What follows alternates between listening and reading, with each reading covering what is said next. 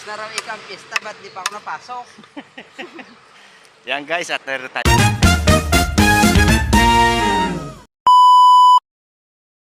Yan guys, at tayo ay mangunguha ng mangga para may matinda yung aking misis dito. So hindi tayo marunong umakyat. So yung ating gagawin lang ay yung abot lang. Kasi hindi tayo marunong umakyat ng mangga.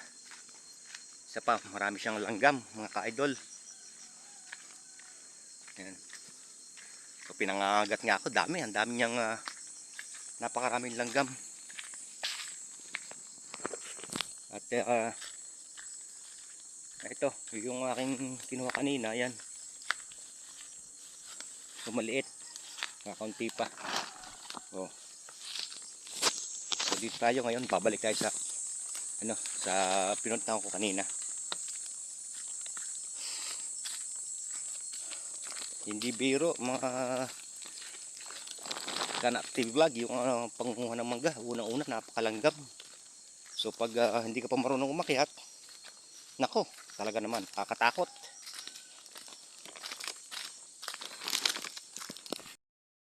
Yan, lagay natin sa sako yung ating pinanguhang mangga.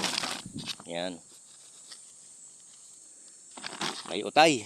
Napakahirap talaga ng ito. Tutulong lang tayo sa misis ko na magtinda dahil una-una wala pang tayong job. Hanap pa tayo. Wala pang offer na maganda-ganda.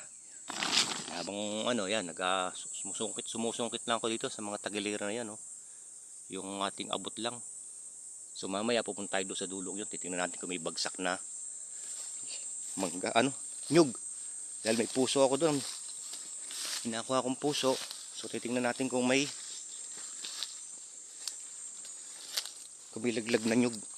Yung isang puno dito guys ng ang nyug, yun lang siyang yun, para wala pa yatang bunga. Kasi titingnan natin kung may laglag. Yan sa gubat. Ito ang buhay natin sa probinsya. So ayun, para wala yatang laglag. Ayan, sa kabilang yan, ilog na yan. Yan ako nagre-relax. Yan, walang laglag.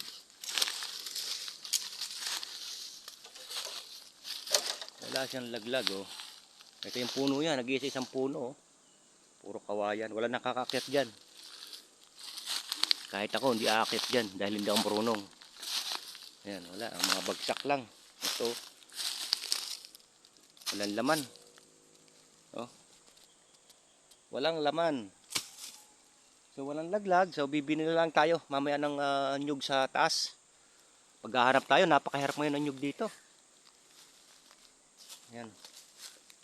Napakahirap ng nyug. Kasi unang-una, buko pa lang kinukuha na at pinagbibili na. Kaya napakahirap ng nyug.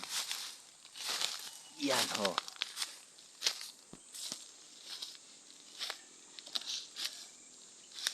At dito naman, yun, napapansin nyo, nailog na yan, babaw na siya. Pero malinis yan, malinis ang tubig yan guys. Yan, ayun, babalik tayo doon para manguha ng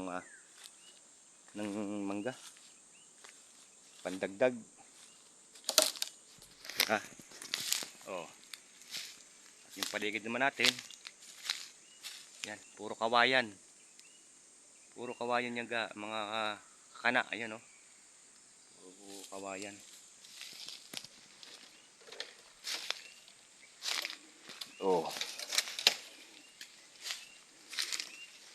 Kay kay Nanay Tasing na lupain.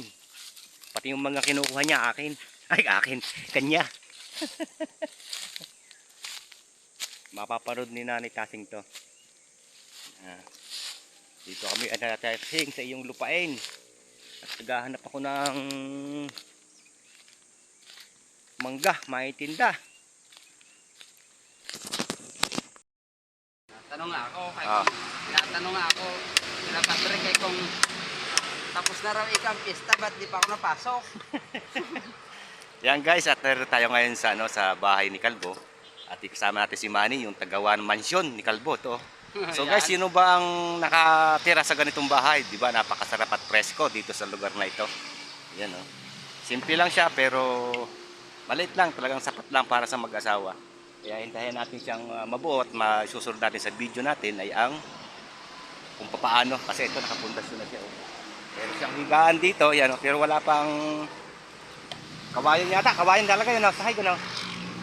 Ha? Pinulik. Pinolik. Pinolik pala yun. Nandun sa may bahay na yun. Yung ilalagay dito sa ano ito sa kubo ni Kalbo. Si Kalbo. Yan. Nagkakaroon na ng mansyon. Yan, oh, yung kanyang asawa yun, no. Ayun. Na paparating yan. Si Madam Auring. Si Madam, yung may-ari ng asawa ni Kalbo. Si Madam ayun, no. O si Madam, hi mo na Madam. Ayan, si Madam.